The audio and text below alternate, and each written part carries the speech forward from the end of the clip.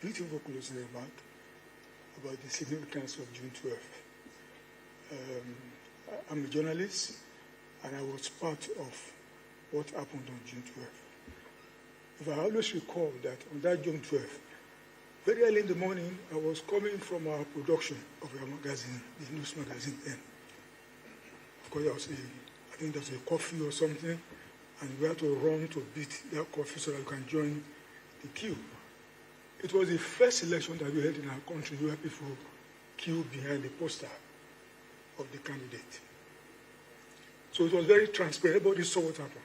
And they would count 1, 2, 3. And then right there, they declared the winner. And everybody knew across the country, everybody knew very early in the day who won the election. Abiola did not win the election just as a Yoruba man. He got many votes in the Southwest. He also won, but most significantly, in Kano, where his opponent came from, Bashir Tofa, Abiola beat him there mercilessly.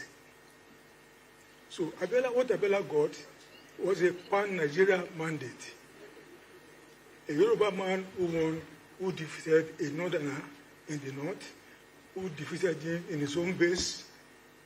And I think the only place where he didn't do very well was the southeast.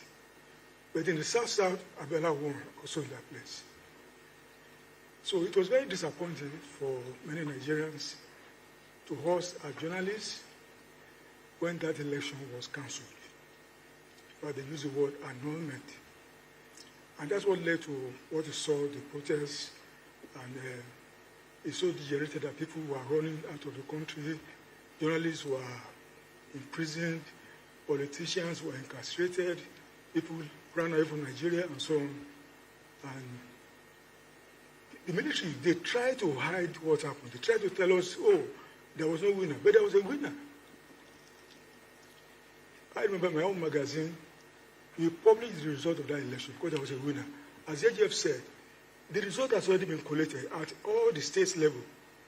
Every state already had a result. So we had the result from all the 24 states which showed Abiola won that election. So all these ideas initially were saying, presumed winner, assumed winner. There was a clear winner.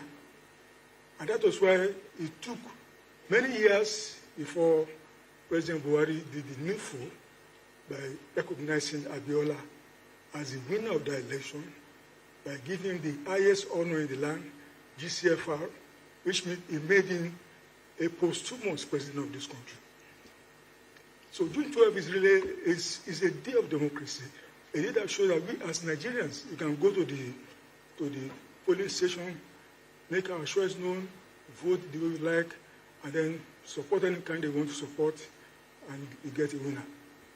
So as for young Nigerians, I must tell you, there's nothing better than democracy, where you can make your choice, you can make it freely, where you can support anybody you want to support, and then the country is better for it. So we must keep this hope alive. Democracy is better than military rule, by miles and miles better than military rule. And of course, usually some people are calling for military intervention. If you live under military rule, you never want military rule anymore. The democracy is beautiful. If you will lose election in one term, wait for the next term. You can win. Go and re-strategize and win, instead of allowing people with guns who are just like armed robbers coming to lord it over you. So I want to implore you, even though we had some problems now, some kidnapping in some places, let's enjoy June 12th. Let's celebrate together.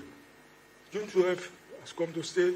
In fact, it keeps reminding us of the sacrifices made in the past, and we need to keep reminding even the younger ones that we need to have a lot of faith in June 12th, in democracy. Thank you very much, and I wish you a happy celebration. Thank you.